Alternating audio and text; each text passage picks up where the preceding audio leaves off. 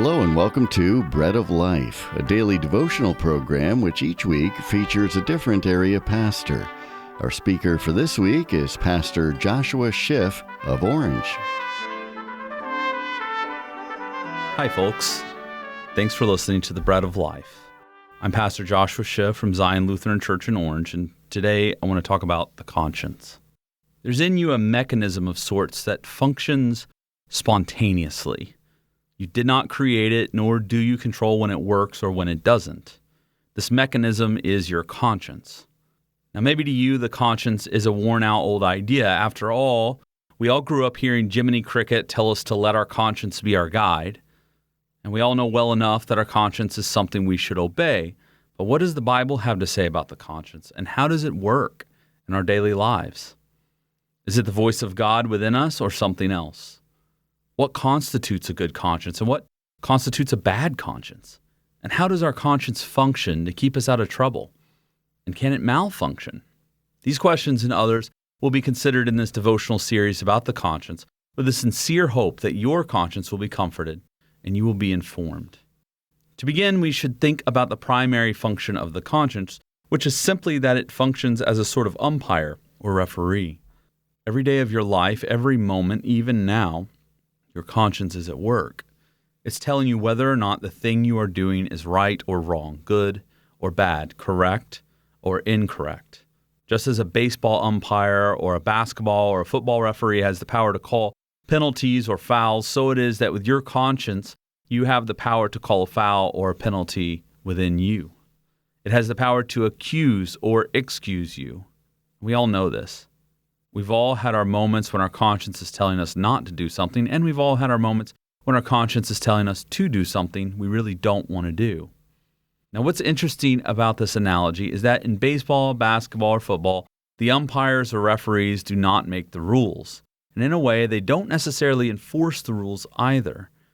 If a referee ejects a player out of a game and that player refuses to leave, it isn't the referee that physically restrains the player and drags them out, is it? So if they don't make the rules and they don't enforce them, then what do they do? Well, they simply let those in the game know if the rules have been broken. They inform. They notify. In the same way, your conscience keeps you informed. It keeps you notified. It lets you know when you've stepped out of bounds, so to speak. But what about the rules? Where does your conscience get its rules? And this is where you commonly hear that it's the voice of God. It's common to believe your conscience is in some way God speaking to you, but that's not entirely correct. You see, in the book of 1 Corinthians chapter 8, Paul the Apostle talks about Christians with what he calls a weak conscience. Now this word, the one we translate as weak, is also the word for sick or ill.